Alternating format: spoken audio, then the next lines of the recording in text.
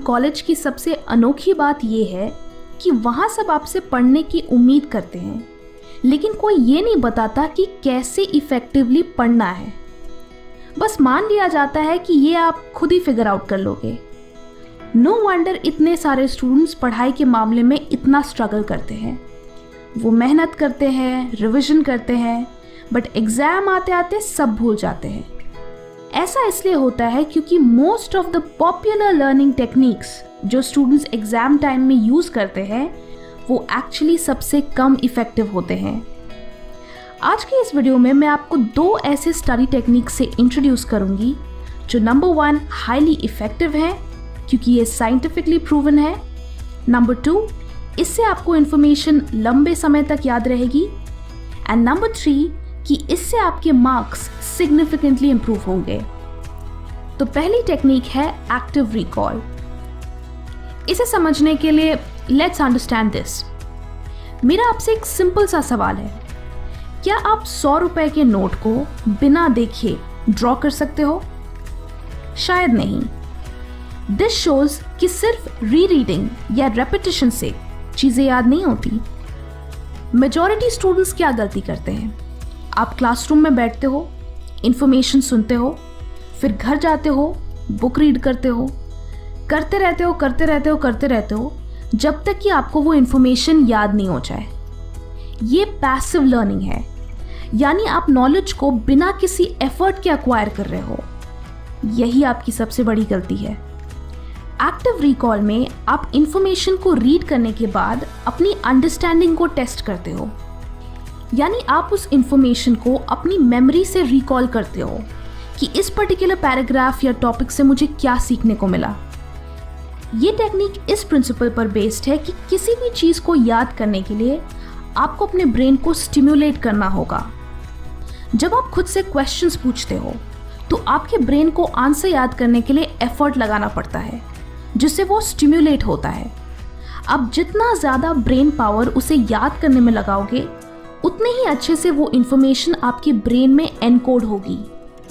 Just like जब आप exercise करते हैं तो हैवी वेट्स लिफ्ट करने से ही आपके मसल्स बनते हैं। इन द सेम वे आप इंफॉर्मेशन को याद करने में जितना ज़्यादा एफर्ट लगाओगे, वो इंफॉर्मेशन उतने ही अच्छे से आपके ब्रेन में सेव होगी। सो एक्टिव रिकॉल करते कैसे हैं? बेसिकली टॉपिक को रीड करने के बाद आप बुक को बंद करके उसी इंफॉर्मेशन को खुद को एक्सप्लेन करने की कोशिश करो। देन बुक से कंफर्म करो कि आपकी अंडरस्टैंडिंग सही है या नहीं, एंड अगर आपने कुछ मिस आउट किया तो दोबारा इस प्रोसेस को रिपीट करो ना। अगर इंफॉर्मेशन बहुत कॉम्प्लिकेटेड हो तो आप बुक की हेल्प के बगैर अपनी मेमोरी से फ्लो चार्ट्स या माइंड मैप्स बनाने की कोशिश करो, जिससे कि आप उस इंफॉर्मेशन को एक पिक्चर फॉर्मेट में याद रख सको। जब आप माइंड मैप्स बनाते हो तो वो एक पजल की तरह बन जाता है, क्योंकि मोस्टली बहुत सारे पॉइंट्स इंटरलिंक्ड होते हैं। तो अगर आप कुछ भी मिस आउट करते हो तो इंटरकनेक्टेड लिंक से आप उसे रिकॉल कर सकते हो। एक और चीज़ जो एक्टिव रिकॉल का बेस्ट ऑप्शन है वो है previous year question papers and mock test papers. You will be surprised कि इससे आपकी मेमोरी की कितनी अच्छी एक्सरसाइज होती है। अब कुछ दिन बाद जब आप उसी टॉपिक को रिवाइज करोगे तो यू विल फील लाइक कि मुझे तो कुछ याद ही नहीं, और आप फिर से बुक को रीड करना चाहोगे। एंड यही मिस्टेक 99% स्टूडेंट्स कमिट करते हैं। सही तरीका ये है कि आप सिर्फ टॉपिक को देखकर उसे रिकॉल करो, खुद से क्वेश्चंस करो, एंड देन मटेरियल रेफर करो कि आपने एग्जैक्टली क्या मिस आउट किया। हर बार इस तरह रिवाइज करने से वो इंफॉर्मेशन ओवर टाइम आपकी शॉर्ट टर्म मेमोरी से लॉन्ग टर्म मेमोरी में ट्रांसफर हो जाएगी।